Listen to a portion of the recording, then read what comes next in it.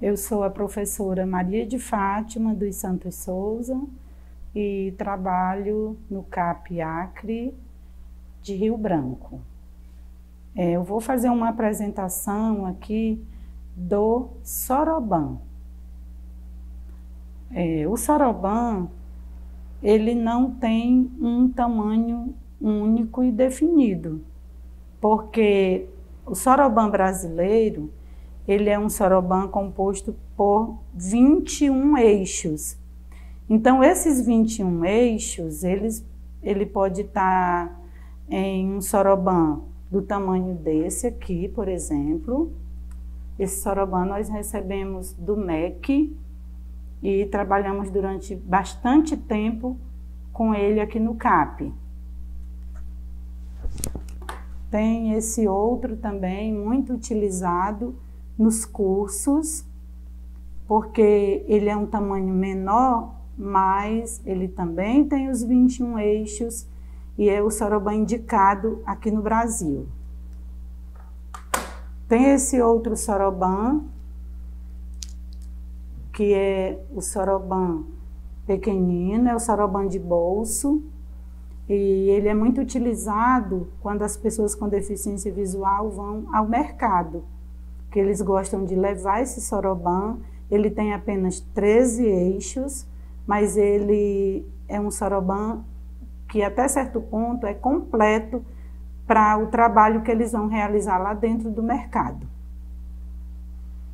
E tem também esse soroban, que é um soroban em um tamanho bem grande. Foi o pai de uma aluna com deficiência que fez. Ou seja, nós podemos observar que, como são vários os tamanhos, nós podemos fazer o soroban, desde que ele tenha 21 eixos, ou mesmo que ele só tenha 13 eixos também para levar ao mercado, mas nós podemos fazer esse soroban em diversos tamanhos. E o soroban grande, ele tem uma grande vantagem para nós que temos a visão normal, para nós que ministramos os cursos. Quanto maior o soroban, melhor para as pessoas visualizarem todas as contas, os eixos e tudo mais.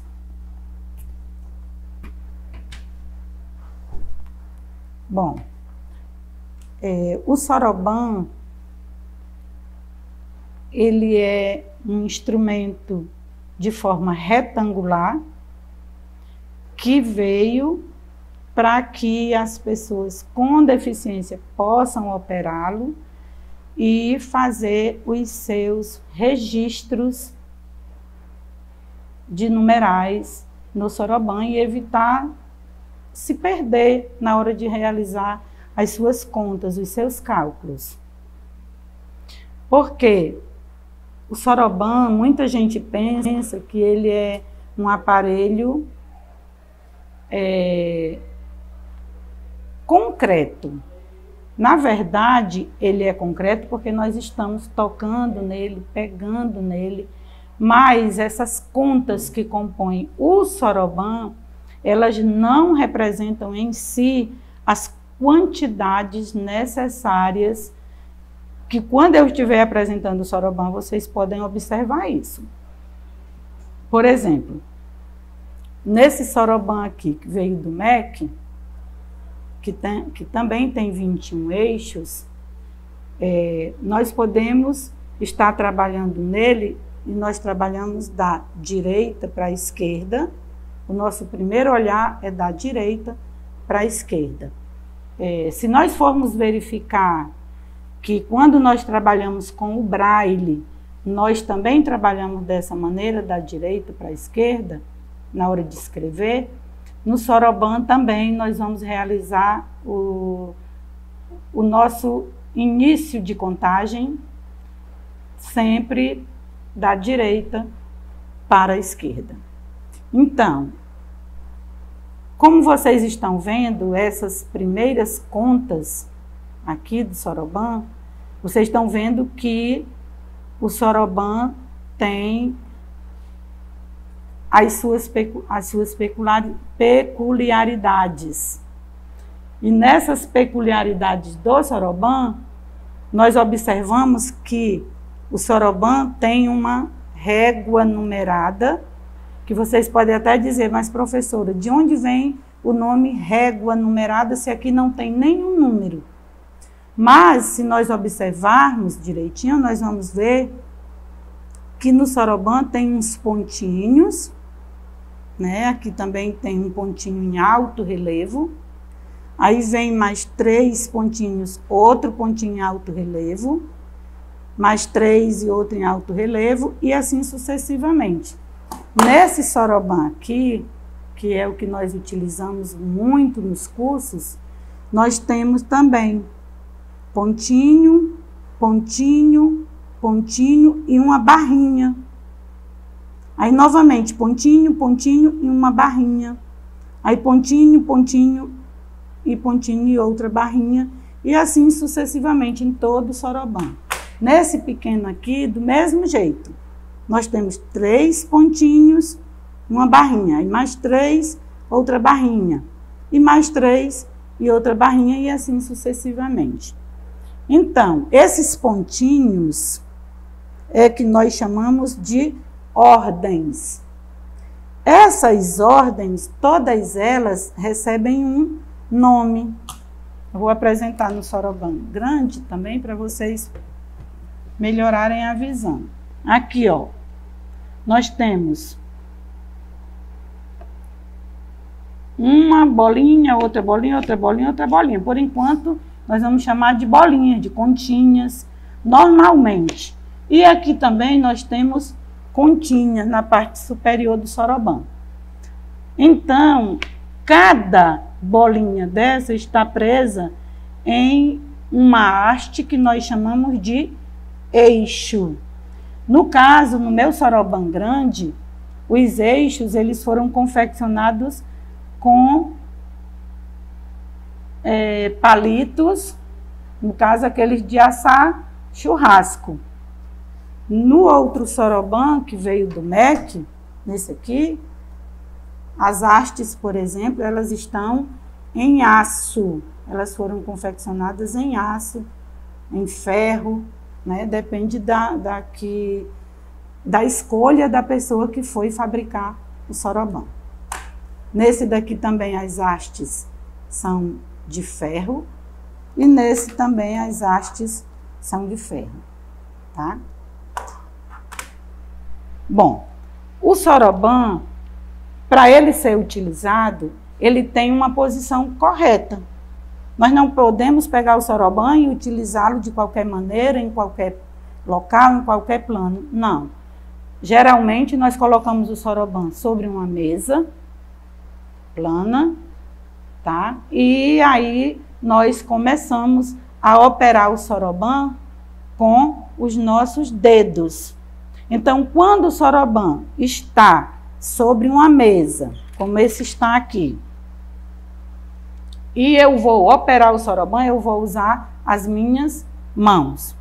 E a pessoa com deficiência visual, ela também vai utilizar as duas mãos. E as mãos que ela vai utilizar, geralmente, é a direita e a mão esquerda, né? Lógico que ela não vai poder fazer de outra forma. E ela utiliza mais a direita e a esquerda. E para ela fazer essa utilização, ela tem que estar com o soroban nessa posição, que é a posição horizontal.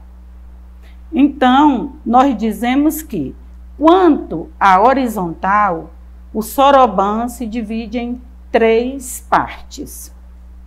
Ou seja, eu estou com o meu sorobanzinho aqui, deitadinho no ponto, e eu vou utilizar a direita e a esquerda do soroban.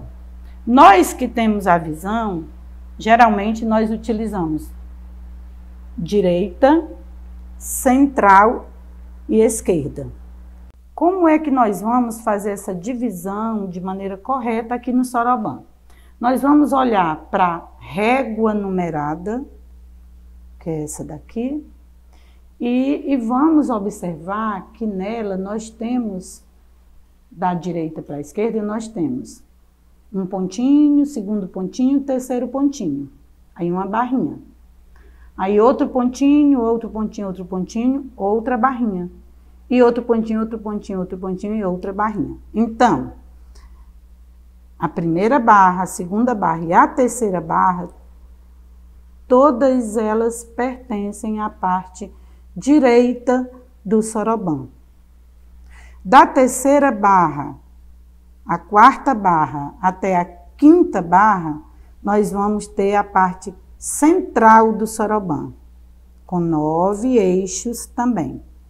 E a parte esquerda do soroban tem mais uma barrinha e a última barrinha, que é composta também por 6 eixos. Então, fica assim. A parte direita, eu até digo que ela é mais gulosa do que as outras. Por quê? Porque ela tem 3 mais 3 mais 3, ou seja, ela tem 9 eixos, só para ela. Aí a parte central, ela fica só com 6 eixos, e a parte esquerda também fica com 6 eixos, certo? Então, cada eixo desse, ele tem 2 partes com continhas. Eu vou virar o soroban assim, fica melhor para vocês observarem.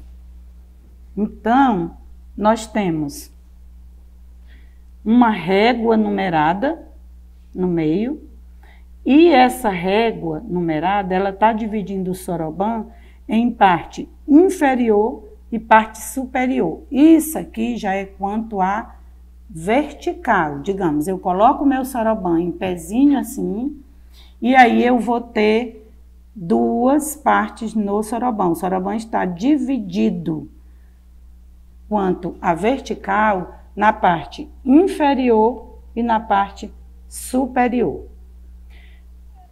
Quando é que o meu soroban começa a ganhar valor, digamos assim? Porque no momento, quando eu olho para o soroban, o que eu vejo? Todas as contas estão afastadas da régua numerada.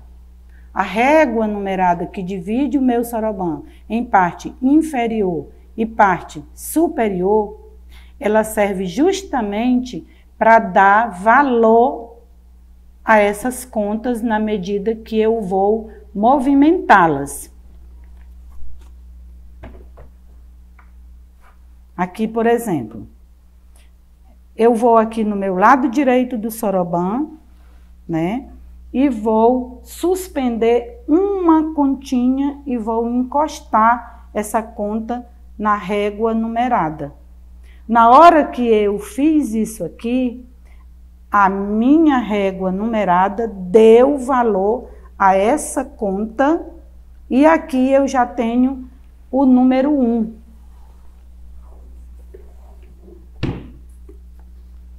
Aqui eu já tenho o número 1. Se eu trouxer outra continha e colocar aqui, ela já encostou nessa primeira continha, já está próxima à régua numerada, então eu já tenho o número 2. Se eu encostar mais uma, eu tenho o número 3. E se eu encostar mais uma, eu já tenho o número 4. Até aqui é onde eu falo que o soroban, ele é concreto. Tudo bem, porque eu tenho o número 4 e eu tenho 4 continhas. Mas vai chegar o momento que 4 mais 1 é quanto? É 5. E agora o que eu vou fazer para representar o meu número 5? Eu vou simplesmente tirar esses 4 aqui, vou deixar essa parte aqui vazia e vou descer apenas uma continha da parte superior e vou encostar na régua numerada. E agora eu já posso dizer que eu tenho o número 5. E aqui é onde começa a abstração do soroban. Por que começou a abstração? Porque eu tenho apenas uma continha cujo valor dela é 5.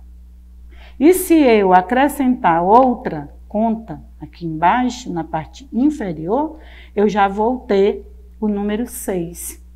Se eu levar mais uma, fica 7, mais uma 8 e mais uma 9. Cada eixo desses aqui, eles não vão comportar mais que 9 unidades, certo? Então, aqui eu já tenho 9 unidades. Aí, 9 mais 1, quanto é? 10. E como é que eu vou representar o número 10? O que é a representação do 10? O 10 é o número 1 e o 0.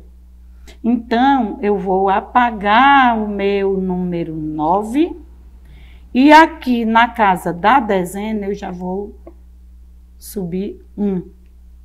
Então, eu tenho 1 aqui e eu tenho 0 aqui. Então, eu já tenho 10. Aí, eu quero 11. O que eu faço? Eu subo 1 na unidade. O 11, né? 2 números 1. Então, tá aqui 1 e tá aqui outro. 11. 12, 13, 14. Mas 14 mais 1 dá quanto? 15. E aí, eu preciso de 15. Como vai ficar meu 15? Eu vou apagar o 4 e eu vou registrar o meu número 5 na unidade. Então, agora eu tenho 15. Ó, eu tenho 1 na dezena e eu tenho 5 na unidade. Então, eu já tenho 15. Mais um 16, mais um 17, mais um 18, mais um 19. E 19 mais 1 é quanto?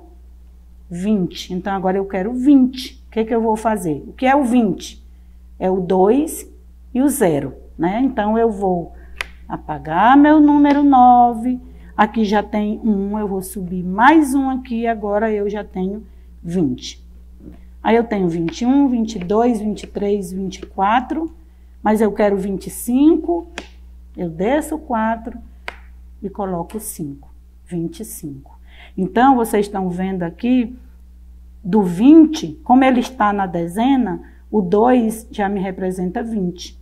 E aqui seria o 0, mas como eu tenho 5, então eu já tenho 25. Aí 26, 27, 28, 29... E agora eu quero 30, o que é que eu faço? Suspendo o 3. Então, eu já tenho 30. E assim, gente, sucessivamente. Então, aqui eu tenho unidade, dezena, e aqui eu tenho a centena, que está um pontinho antes da minha barrinha. Ou seja, isso aqui é a minha primeira classe, que eu chamo de classe simples. Se eu partir depois da barrinha, eu vou ter novamente unidade, dezena e centena. Só que aqui, como é a classe simples, a próxima classe chama-se classe dos milhares. E aí, se eu for para frente, eu vou ter a classe dos milhões. Então, eu tenho simples, milhar e milhão. Tudo à direita do soroban. Mas, quando eu cumprir todas essas classes, que eu quiser chegar na classe,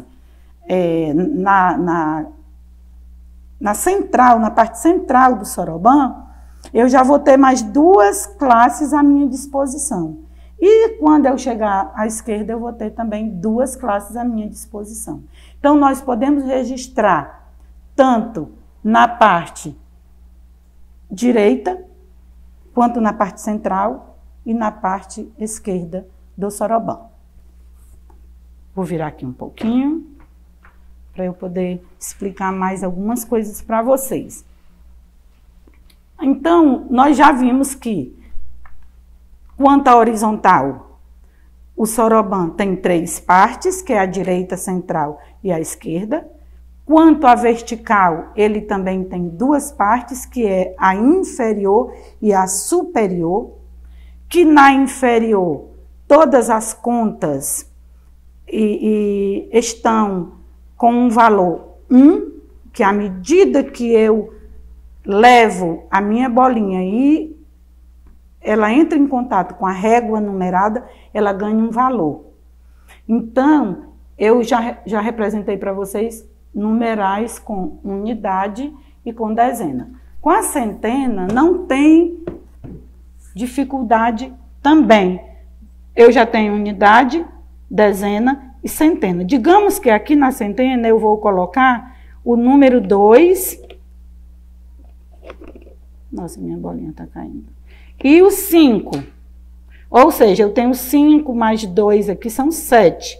Como eu já tenho o 3 aqui, e aqui eu tenho 0, então aqui eu já representei o número 730. Porque eu já usei unidade, dezena e centena. Eu tenho 730. Agora, nós temos a representação de uma barrinha aqui. Essa barrinha no soroban, ela não está aqui em vão. Ela tem 3 significados. O primeiro é, quando nós queremos representar um numeral, por exemplo, aqui eu representei 730, mas digamos que aqui eu coloque o número 1. E o 1 está após a barrinha. Então, eu já usei a classe dos milhares. Então, eu tenho o quê? 1730. Quando eu vou escrever, representar em tinta 1730, eu faço 1.730, né? Então, essa barrinha aqui, ela representa justamente a divisão dessa classe simples para a classe de milhar. E, ou seja, eu fui lá para a unidade de milhar, 1730. E a barrinha ficou aqui, o 1 ficou após a barrinha. E aí, essa barrinha representou aquele ponto de 1730. Mas essa barrinha também pode representar para mim uma vírgula. Digamos que eu quis representar aqui, digamos, 1,730. Ela representa também a vírgula. Eu também posso utilizar no local dessa barrinha o número 1 sobre 730. Porque essa barrinha, ela representa o número que representa a divisão das classes, ela representa a vírgula quando eu estou falando de decimal, e ela representa também o sinal de fração. Por isso que eu disse para vocês que essa barrinha, ela não está aqui à toa, ela tem 3 significados muito importantes quando a pessoa for fazer os seus registros aqui no soroban. Agora eu vou afastar todas as contas da régua numerada. E como ficou o meu soroban? Eu digo que o soroban, quando ele está nessa posição, eu digo que o meu soroban está em 0. Então, no caso, o nosso soroban aqui está em 0. Não tem nenhuma representação numérica nele.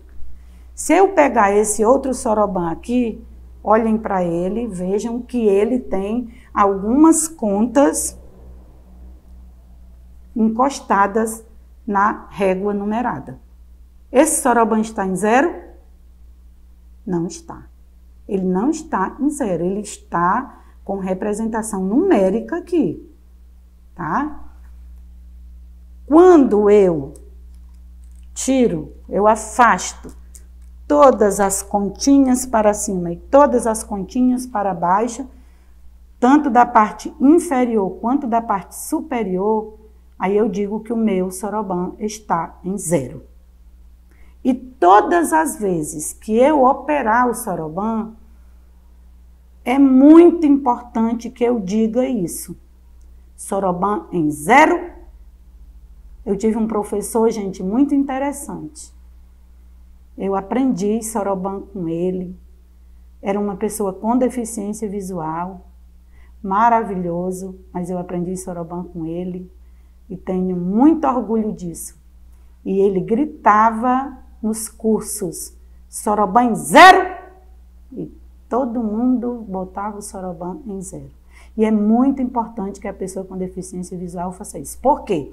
Porque à medida que ele vai para o lado esquerdo, para o lado direito do Soroban, se tiver alguma dessas contas encostadas na régua numerada, significa que o meu Soroban não está em 0. Então, todas as vezes que eu utilizar o Soroban, no final eu devo dizer Soroban em 0. Que é para todos os alunos, pessoas com deficiência visual, fazer isso. Esse Soroban aqui também, por exemplo, ele está em 0? Não, ele não está em 0 porque ele tem contas que estão aqui próximos à régua numerada, encostados na régua numerada, né?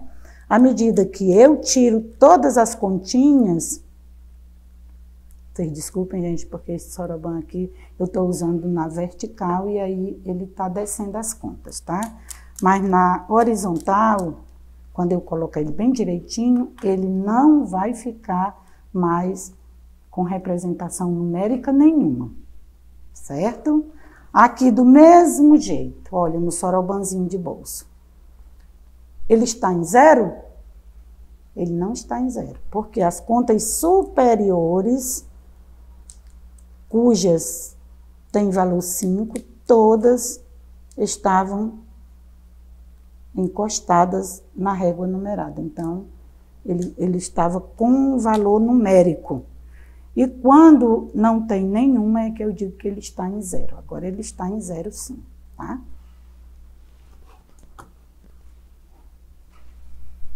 Então, como eu vinha dizendo para vocês, todas essas contas da parte inferior do Soroban, essas que ficam voltadas para o meu busto, todas elas têm valor 1.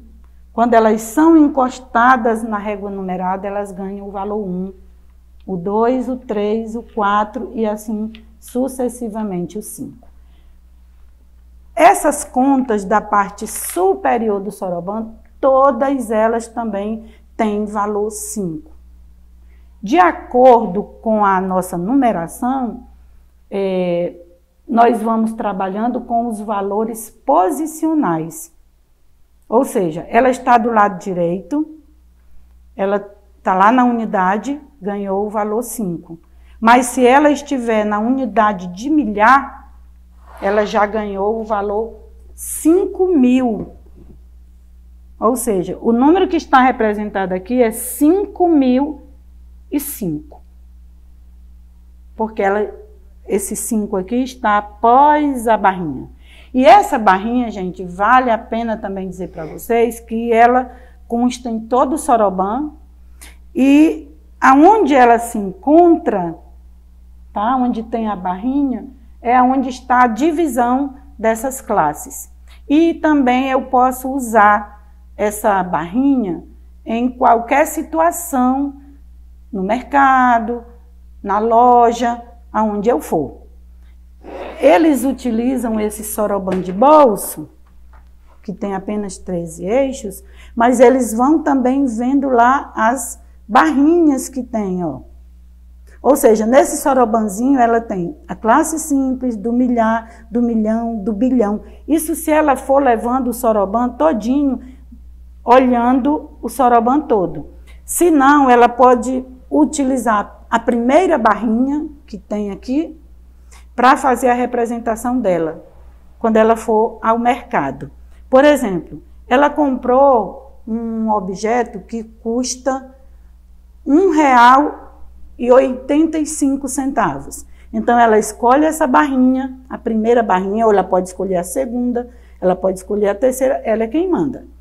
Então, ela quer escolher a primeira barrinha, então ela vai R$1,85. A representação fica assim. Desculpem que tem uma outra aqui, é a daqui. Por isso que é importante o Soroban estar em 0, né? Porque quando eu soltei aqui, olha, uma das continhas desceu, encostou na régua numerada, e aí o meu soroban não ficou só com 1,85 como eu queria. Então, é muito importante. Essas continhas, gente, acontece delas deslizarem, é porque o alcochoado que está aqui atrás já está fraco. Então, precisa ser, no caso, readaptado um sorobanzinho desse, né? Porque ele não vai poder ir para o mercado levando um soroban que uma continha está caindo o tempo todo. Porque senão vai alterar o resultado dele lá no caixa. E as pessoas com deficiência que levam o soroban para o mercado, elas acompanham todos os preços, elas vão somando e colocando aqui. Quando ela chega lá no caixa, ela sabe quanto deu a feira dela, ela sabe quanto ela levou no bolso e ela sabe quanto ela vai receber de troco.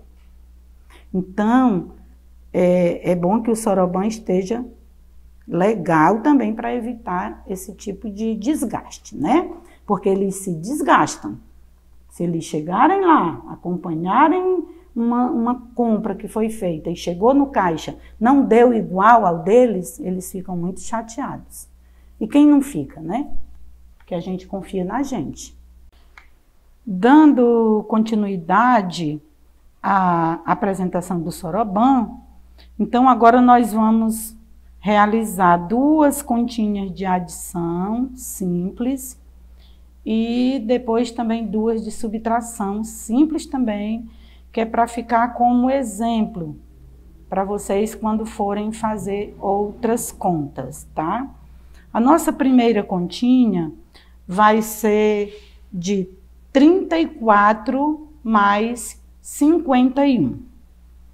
Vocês acho que ainda lembram que os nomes dos termos da adição são primeira parcela, segunda parcela, terceira parcela, quarta parcela, tantas parcelas tem na conta, só que essa que nós vamos fazer, nós só temos a primeira parcela e a segunda parcela, que é 34 mais 51. Bom, para nós trabalharmos com o soroban e fazermos o registro desse 34 mais 51, vocês prestem bastante atenção, porque nós vamos estar sempre direcionando para que lado é que vocês vão. Para nós realizarmos uma conta de adição, nós vamos primeiro registrar essas 2 parcelas. No soroban, nós registramos a primeira parcela, que é o 34, à esquerda. Nós registramos o 51, que é a segunda parcela, no centro. E essa mesma parcela 51, nós registramos à direita. Eu já registrei aqui no outro soroban e eu vou apresentar para vocês como ficou. 34 mais 51. Vocês observam que a primeira parcela, 34, ficou à esquerda, o 51 ficou no centro e nós repetimos 51 à direita. Então, nós temos primeira parcela, segunda parcela e esse 51 da direita nós chamamos de parcela referencial. É a mesma que está no centro, mas nós registramos à direita, que é a nossa parcela referencial. Aí vocês podem perguntar, referencial por quê? Porque logo no começo do outro vídeo eu expliquei que a pessoa com deficiência visual, ela utiliza a mão esquerda e a mão direita. Então, se ela vai realizar uma soma de 34 mais 51, ela vai fazer o registro dela à direita, que é onde ela está com a mão direita lá, E é lá que ela vai poder movimentar essas contas para ela colocar o resultado dela. Aí vocês também podem dizer, mas por que então nós registramos no centro?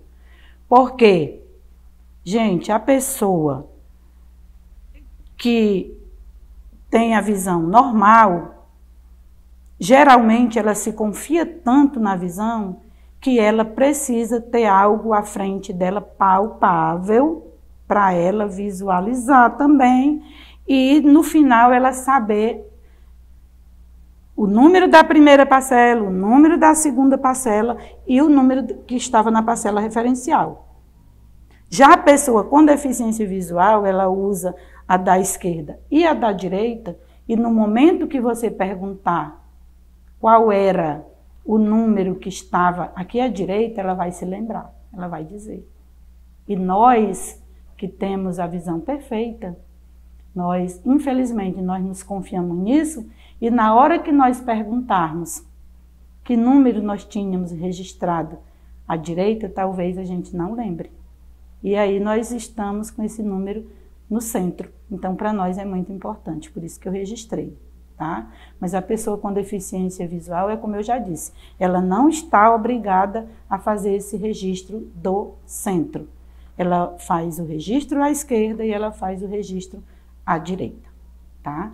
Então, por isso que o nome é parcela referencial, porque vai servir como referência para ela quando ela for fazer a coisa de forma correta. Outra informação. Em tinta, nós sabemos que nós iniciamos pela unidade. Nós somamos unidade com unidade e dezena com dezena. Aqui no Soroban também, nós também juntamos dezena com dezena, unidade com unidade. Só que em tinta, o que vem primeiro é a unidade com a unidade. E a dezena com a dezena vem em segundo lugar. No Soroban é um pouco diferente. Nós iniciamos a operação de adição sempre pela ordem mais elevada da primeira parcela. Então, quem é a nossa primeira parcela? Não é o 34? É o 34. O 4 é o quê? Unidade. O 3 é o quê? Dezena.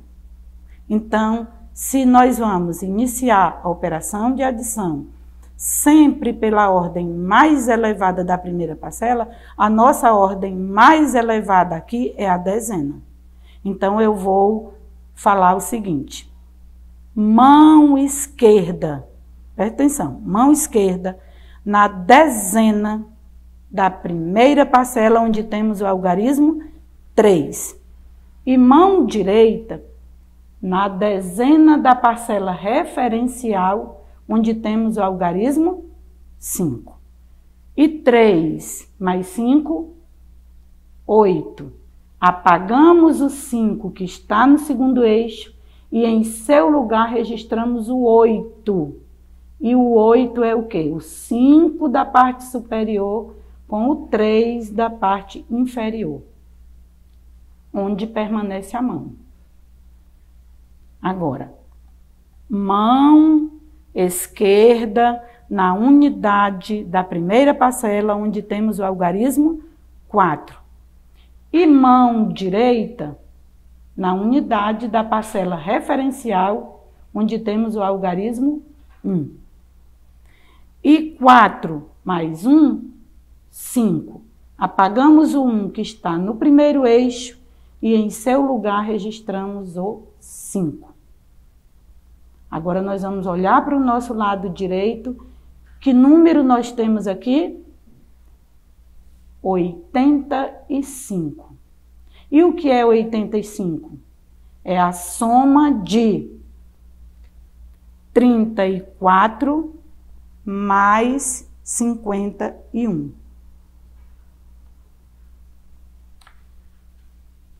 Soroban 0. Nós temos que afastar todas as contas do Soroban. Agora, nós vamos fazer uma maiorzinha.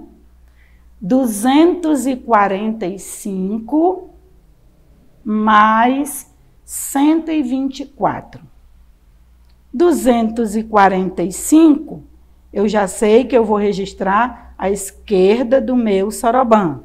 Então, 245. Eu estou utilizando essa classe aqui, que no caso é a última classe do soroban. Mas eu poderia muito bem utilizar essa penúltima aqui, tá? Se eu registrasse o meu 245 aqui também, estaria corretíssimo, tá? Mas eu gosto de usar sempre a última. Então, 245 mais 124. 245 é a minha primeira parcela. O meu 124, que eu vou registrar no centro, 124, que é a minha segunda parcela, e eu vou repetir o 124 também à direita, que é a minha parcela referencial. Posso mostrar para vocês como é que fica, olha. Fica dessa maneira. Bom, feito isso,